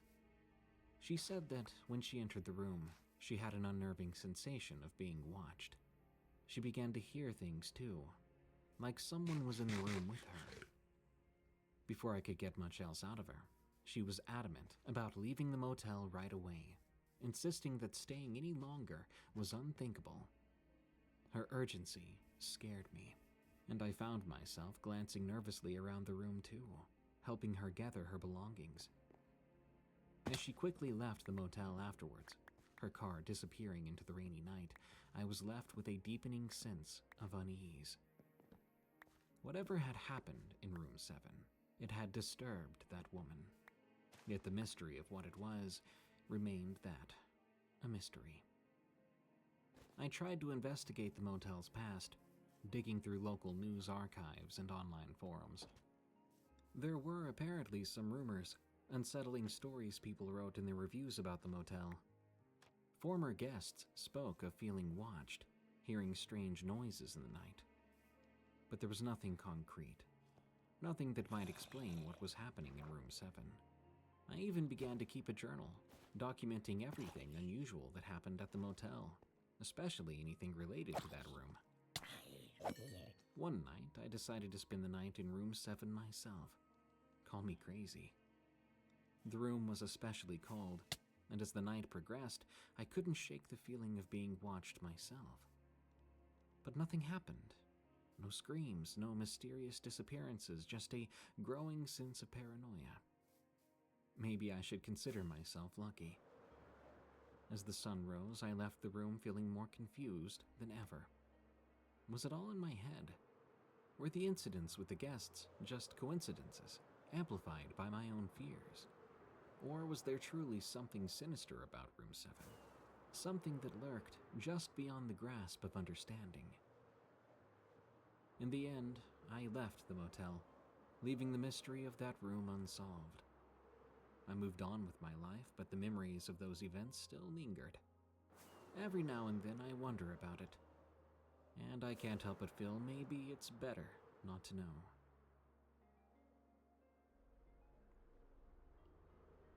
Route 66. From Miss Travel Tess. In the early 2000s, I had the wind knocked out of my sails with the recession. I had a stable job in IT and was working towards a manager position when all the layoffs at the company I was with started. I missed the first round, watching coworkers pack up their desks and leave, but I could sense my time was coming. Oh boy, did it happen, and fast. I packed up my items from my desk into a white box, and I was escorted by security to the parking lot the next week. Then desperation kicked in. I knew I had to find another job immediately. But there was no work. No one was hiring. Every time I turned in a resume, I had the feeling it went straight to the shredder. One day I was doing laundry in my apartment complex while studying the newspaper, marking off jobs that I'd applied to. I was loading the laundry into the dryer when I looked up at a flyer on the wall. It said in big, bold letters, "Salespeople needed. Good pay, no experience, travel all over, experience financial freedom. Call 1-800 blah blah blah." I pulled the flyer off the wall, shrugged, and mumbled, "What's it gonna hurt to try?" I folded it in half and shoved it into my pocket, carrying on with my laundry duties. That next week, I called the number and scheduled a quick interview with a chipper lady over the phone. The day of the interview, I was dressed to the nines in my best suit with my resume in hand. I tried to feign confidence as I sat in the waiting room in front of the receptionist desk. But it was muggy, and sweat was starting to drip down the back of my neck as the time ticked by. I watched a dirty fan with ribbon tied to the cover rotate back and forth. I watched an ant crawl on the floor. I folded the corner of my resume back and forth, and finally the receptionist said, "Mr. Woolley will see you now," and pointed me to a brown door. I walked in and stuck my hand out to the balding man, covered in sweat, sitting behind the desk. He waved my hand away. He then adjusted his chair as the buttons on his shirt strained, showing a bit of belly. Then he coughed. "Did you fill out the paperwork?" he grumbled, as he pushed his glasses up his nose. "Yes, sir, I did. I also included a copy of my driver's license and my resume." He cut me off with a wave of his hand, opening the drawer of his desk and pulling out a card. He tossed it to me. "This is your gas card. Keep track of your miles and make sure you have receipts. Pay is weekly and will be deposited into your bank account. Remember, you only get paid if you make sales, so I'd get on that road as soon as possible. And don't forget this." He tossed a beeper at me. Then he handed me a list of states and companies that I would need to make one-on-one contact with me and sent me on my way. Okay then, I packed my bags, emptied my fridge, got my map, and hit the road. The job had me in the Southwest, going to each medical facility, selling the products that would revolutionize the medical field, supposedly. I admit I even got to the point where I felt confident. I was actually making decent money, and my bills were getting paid. Life was looking up. Around the end of my 4th year with the company, being on the road didn't feel like such a bad gig. However, I was more than ready to take a small vacation and relax around the holidays. I stopped at a rest area to read my map as the sun was going down. I ate my sandwich and walked around, stretching for a few minutes. Then I decided to get back on the road and head home. I passed a sign on my way that said Route 66 Scenic Tour. I decided to wing it. It sounded like a great way to make my trip home. The moon had come out, and the desert was a desolate wasteland of cactus and brush as I turned up the radio. I looked at the time and knew I would have to stop soon, checking in with my family. I didn't have any signal on my cell phone, of course. I set my phone on the console and focused on the road. My eyes were starting to become blurry and unfocused. Then, out of nowhere, raindrops began to pelt my windshield. The drops soon turned into a torrential downpour, and my wipers could barely keep up. I slowed down, reaching for my map, realizing that it wasn't on the seat. It wasn't anywhere near me. I could have sworn I sat it on the seat. Then I remembered I'd sat it on the hood of my car at the rest stop. I cursed under my breath, hitting my palm against the steering wheel. Luckily, not too long after that, my headlights lit up a sign that said gas and motel up ahead. I turned and followed the road for a few minutes, thinking it must have been an outdated road sign. Then a gas station sign appeared. I sighed with relief as I pulled in.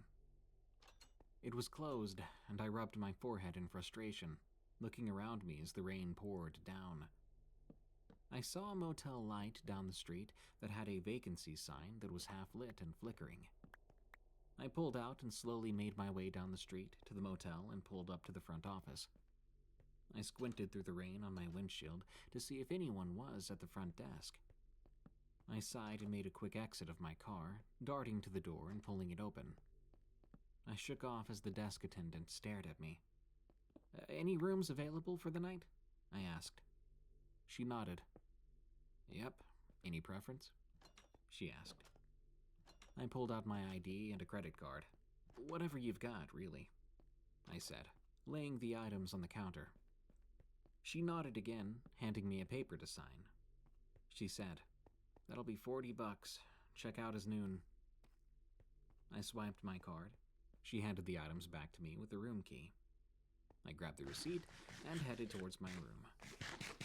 I opened up the door to the room and quickly got in, shutting and latching it behind me. I looked around. It was mediocre at best. The carpet was a little worn, and the bedspreads had seen better days. I set my stuff down and took off my wet coat. I hung it up in the closet and shut the door. I found the TV and turned it on. Glancing out the window for a moment, I noticed a few other cars in front of the motel. I could faintly hear other TVs crackling in the rooms next to mine. I pulled down the bedspread and sat down, tired, cold, and ready for sleep. As creepy as the vibes were this place was putting off, it was better in my opinion than being on the side of the road in the rain. My TV crackled as I hit the channel button on the remote, searching for the news. I landed on a channel and decided to lay back and rest, keeping my attention on the newscasters as they spoke about the economy. With the only light in the room the glow of the TV, I nodded off. At some point, the phone rang, and I jumped, grabbing it quickly and muttering a sleepy, "Hello?" But there was no one on the line. Startled and confused, I hung the phone up. Confused, I picked up the phone again, and there was no dial tone. I put the phone in the cradle. Then I realized there was no cable connected to the phone at all. Even more confused, I looked around the nightstand, picking up the whole phone before setting it back down. I knew I was tired. maybe it was a dream. I sighed and leaned back into the pillow, closing my eyes again. Then I heard a click, and the light from the bathroom came on. I shot straight up in the bed, staring towards the bathroom, my eyes focused on the light. Now, I'm really thinking at this moment that I've been on the road way too long. I got up and walked to the bathroom, flicking the light off, on, off, then back on. I rubbed my face in disbelief. I turned the light off and walked back to the bed, sitting down and looking around the room. I must be losing my mind, I thought. It's all in my head. I leaned back against the pillows, letting myself relax. Sleep was about to take over again when suddenly the microwave in the corner beeped, turning on, and the phone rang at the same time. Then the volume to the TV went straight up to max. I jumped up, running to the door, putting my back against it. My heart was pounding out of my chest now as I shook violently, looking from corner to corner. I glanced at the clock. 2 a.m. It was the middle of the night, and this storm outside was not letting up. I was stuck in this room with whatever this was, and I was terrified. I opened the door and stared into the downpour, my eyes looking across the parking lot at the other side of the motel, where construction looked to be taking place. It was creepy, dark, and the wind was howling as the rain came down. I thought about my options. Sleep in the car or stay in this room. I shut the door slowly. I packed my items back into my suitcase, then I slowly sat down in the bed, my eyes darting around the room still. I spoke out loud, my voice cracking a bit. Please leave me alone. Whatever you are, I'm tired and I want to sleep. I lay down again, turning my attention to the infomercial that was now on the screen. Suddenly, at the foot of my bed, I saw a shadow run through the door, across the room to the opposite wall, then through the closed closet door. I heard screaming, and something crashed onto the floor in the room on the other side of the wall. I jumped up and walked over to the closet, my hands trembling as I raised them up to open the closet. I stood there for a long time. Then I heard more screams on the other side of the wall again. I flung open the closet door, and what I saw would be forever etched into the corners of my brain. It was that shadow. A woman. Her eyes sunken in, mouth stretched ear to ear, skin pallor. Her hands had ghastly long fingers that grabbed the frame of the closet as she leaned towards me. She opened her mouth and screamed, a scream so loud my eardrums popped as I fell to the floor on my back. She crawled her way out of the closet towards me, her neck cracking and her mouth clicking as I crawled backwards, trying to get away. I got my footing, grabbing my stuff off the bed, and I ran towards the door, trying to escape. I saw her figure out of the corner of my eye, leaping from the bed, her shape changing and stretching. As she leapt, it looked as though many, many hands with long, gross fingers were reaching out from her, in every direction, grasping at the air. She screamed again and went through the window, out into the darkness. I turned around with my back to the door, clutching my suitcase. I was frozen in terror. What I saw made no sense. What happened made no sense. I was never one for the paranormal, not until that moment. For whatever that thing was, it definitely changed my mind. I sat with my back against the door, my suitcase against my chest. I stared at that room until the sun came up. I then seized the moment, flinging open the door and running to my car. There was a man parked next to me, loading up his suitcases. He stared at me as I shoved my suitcase into the back seat and jumped into the driver's seat. I peeled out of that parking lot. When I got back home, I started to apply for other jobs, realizing the road wasn't where I wanted to be. I don't know what that was. Maybe I don't want to know. I never should have opened that closet. I should have just slept in my car. Regrets aside, I still see that thing in my dreams sometimes. I'll wake up drenched in sweat and trembling, thinking I'm back in that room. All I can really say is if you're lost in the desert, avoid any motels under construction on Route 66 and stay safe. Spirit in the Museum, from Victoria G. At the time of this story, I was working as a museum collections professional. My job entailed conducting inventory and documenting the artifacts and archival items. This story happened at a small historical museum in Colorado in the winter of 2022. For anonymity, I will not specifically state which city or museum this occurred in. This specific museum is known as a house museum.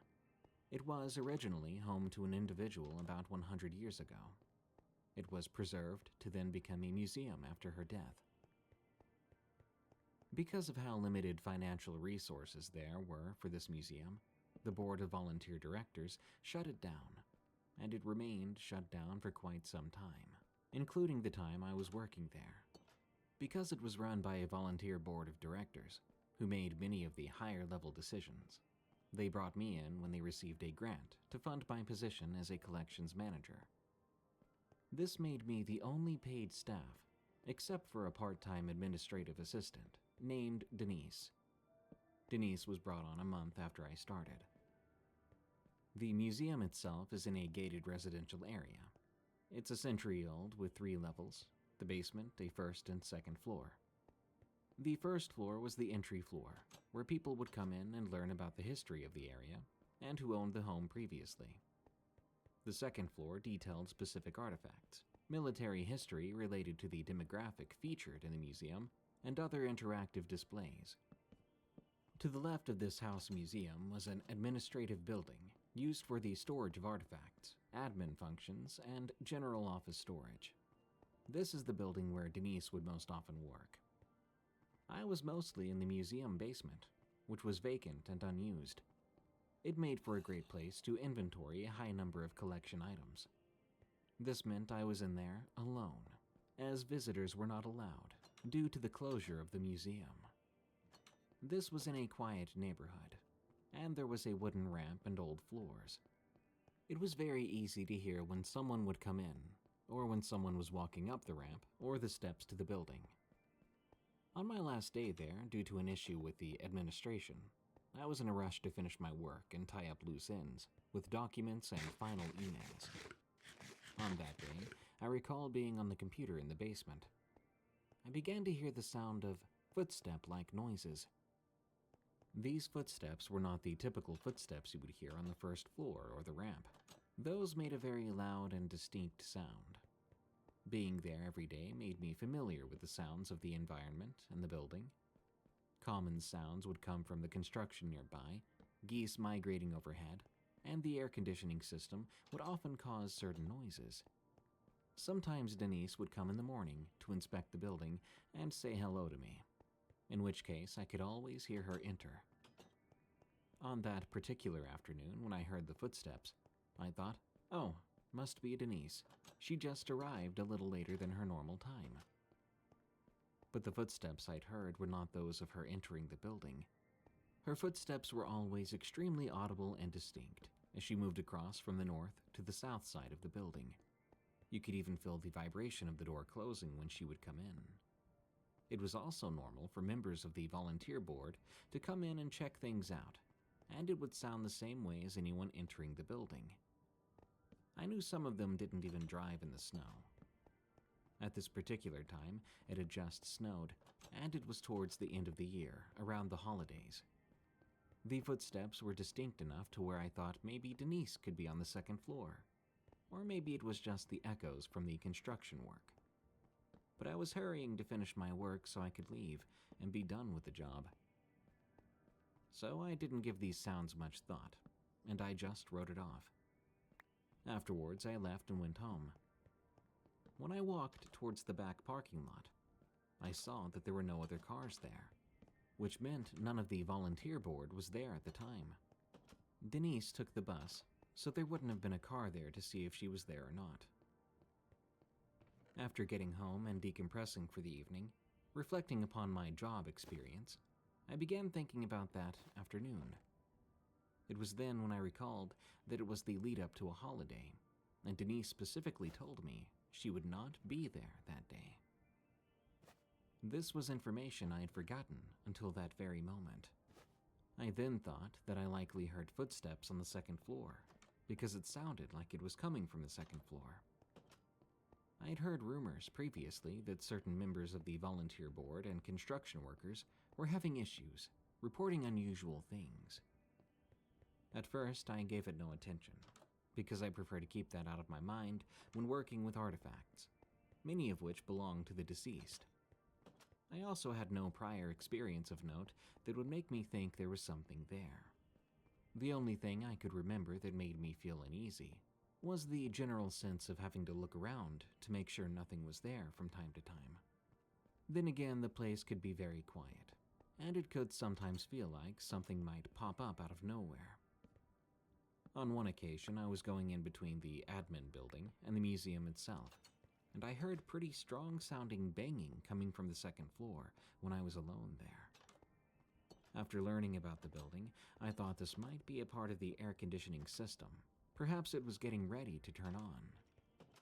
In my first month, one of the volunteer board of directors by the name of Beatrice told me that another board member thought she had heard footsteps on the second floor while doing a walkthrough one day.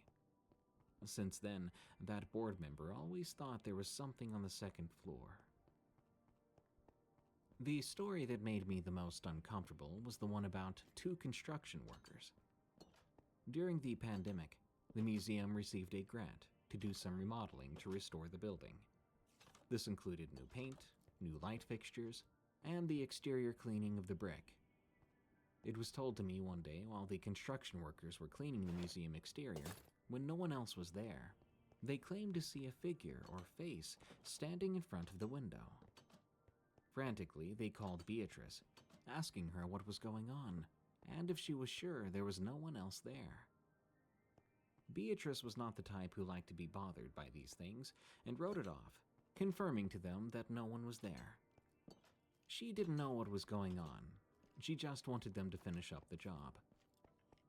Part of the reason she was unfazed by this was because multiple paranormal groups had written to the volunteer board members to do nightly ghost hunts. Because of their focus on the reputation of the museum, they declined all of these, fearing it would make a joke out of the museum. One of the lesser talked about topics amongst museum collections professionals is the supernatural. In my years as a museum professional, I've worked with items in the collection, specifically clothing items, that were worn by significant historical people at the time of their death. It's quite normal to work with many things that were passed on after death, and we would often tell stories of our experiences to one another. One such example is from a colleague who used to work at a small historical museum in the Midwest. They talked about how there was one specific room where children during school tours would always throw up or get headaches in. It would only affect the children, never the adults, and they never could explain what was going on in that room. Sometimes I think about my experience. Oftentimes I'd feel uncomfortable in there when I was alone, but I would usually just play music and distract myself with work to pass the time. That seemed to work well enough for me. The Unseen Visitor. From Alex. I never thought I'd be writing this down. I'm not much of a writer, honestly. The most I've ever written is probably a grocery list. But what happened? I need to get it out, somehow. I'm your average 30-year-old. I grew up in a small town in Ohio and never really left. After high school, I jumped between jobs, mostly in retail and a bit of construction. But the pay was never great, and the hours were worse. About a year ago, I got this gig as a house sitter. It started when a friend of mine was going on vacation and needed someone to watch their place. They said I could stay there, eat their food, just had to keep the place safe and clean and water the plants. It was a sweet deal. Word got around, and soon enough, I was the go-to guy for house sitting in our little community. This one job, though, was different. The owners of the house, the Petersons, were an older couple heading to Florida for a 2-week cruise. They had this nice house on the outskirts of town. Big yard, lots of windows. The kind of place that looks like it's from a magazine. They seemed nice enough, a bit particular about their house, but I didn't mind. They gave me a list of instructions, things like not adjusting the thermostat too much and making sure the back door was always locked. The first few days were fine. I watched TV and read some of their books. I made sure everything was in order.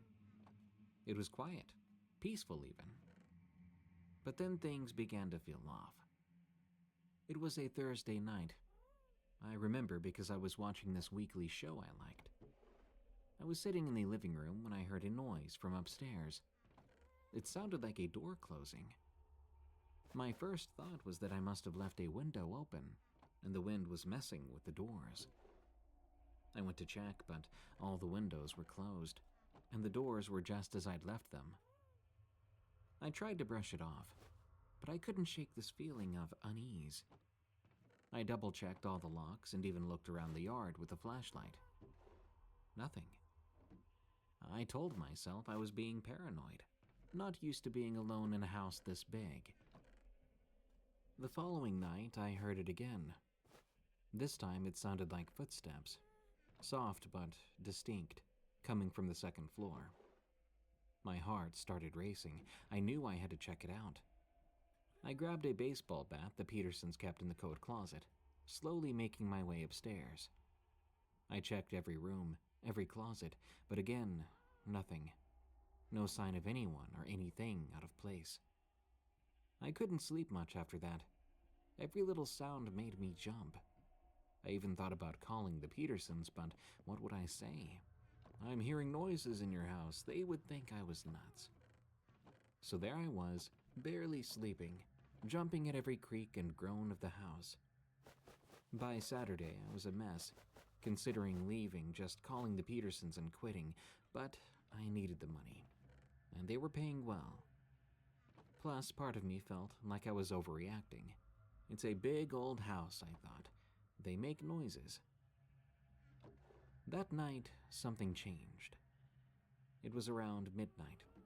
I was on the couch, almost asleep, half watching some Netflix show, half listening for any sounds. Then it happened. A thud, louder than anything I heard before, like something heavy had been dropped right above the living room. I froze, my heart pounding in my chest. This time I didn't hesitate. I grabbed the baseball bat and bolted upstairs. The noise had definitely come from the master bedroom. I threw the door open, ready to confront whatever or whoever was there. But the room was empty. But then I saw it. A small square vent in the ceiling had come loose and was hanging at an angle. It was just a vent. I laughed at myself, feeling both relieved and a tad ridiculous. I fixed it back into place and went back downstairs, feeling like I could finally breathe again. But as I settled back on the couch, I noticed something odd. A faint, distinct smell. Cigarette smoke. The Petersons didn't smoke, nor did I, so this was strange. I figured maybe it was coming from a neighbor's house or something. The next few days were uneventful, and I started to relax again. But then on Tuesday, everything changed. I was in the kitchen making some lunch when I saw something in the backyard. There was a man just standing at the edge of the woods, looking at the house. He was too far to see clearly, but he definitely seemed out of place. I watched him for a few minutes, but he didn't move, just stood there staring. Feeling uneasy, I decided to go outside and confront him. By the time I got to the backyard, he was gone. I scanned the trees, walking to where he'd been standing, but I found nothing. No footprints, no signs of anyone having been there. It was like he had vanished into thin air. I couldn't shake the feeling that something was very wrong. That night, I double-checked all the doors and windows, making sure everything was locked up tight. I even moved a chair under the doorknob of the back door, just to be safe. I tried to watch TV, but I couldn't even focus. Every little sound made me tense up. Then, around 11 p.m., it happened. The back door handle began to rattle, like someone was trying to get in. The rattling of the back door handle sent a chill down my spine. I grabbed the baseball bat and approached cautiously. The chair I'd wedged under the knob was trembling with each attempt from the other side. Heart pounding, I stood there, frozen, not sure what to do. I grabbed my phone out of my pocket and dialed 911. I told the operator to send someone fast, that someone was trying to break in. Then, as suddenly as it started, the rattling stopped. I waited, bat in hand and still on the phone with the police. But nothing else happened.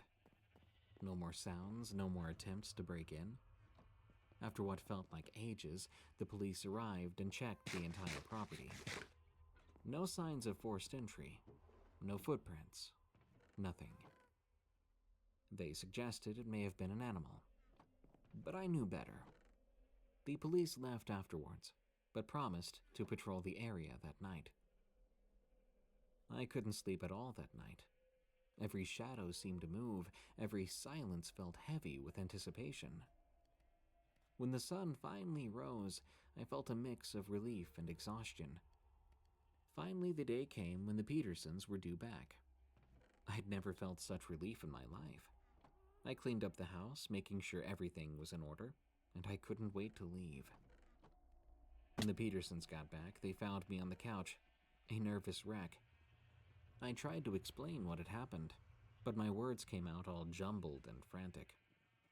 They listened, concerned, and told me something that made my blood run cold.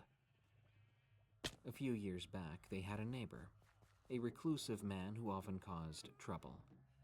He would disappear for months, then suddenly show back up. The Petersons had a restraining order against him after he tried to break into their home. The man was a heavy smoker, known to watch the house from the woods. Last they heard, he had been arrested for burglary. I left their house feeling a mix of fear and relief. That experience haunted me for weeks. I kept wondering if the man had been watching me, if he'd been inside the house, and if he'd come back. It's a strange feeling knowing you're not alone, yet never seeing the other person. I still do house sitting, but I'm much more cautious now. I avoid houses that feel too isolated, and I always make sure to keep the doors locked. Some nights, though, when the wind blows just right, I swear I can still smell that faint trace of cigarette smoke, and I wonder if he's out there, watching, waiting. Tales from the Break Room is a viewer-submitted podcast featuring allegedly true scary stories that happened on the way to, on the way from, or at work. If you want your story to be narrated on the show, send it to us at eeriecast.com/submit.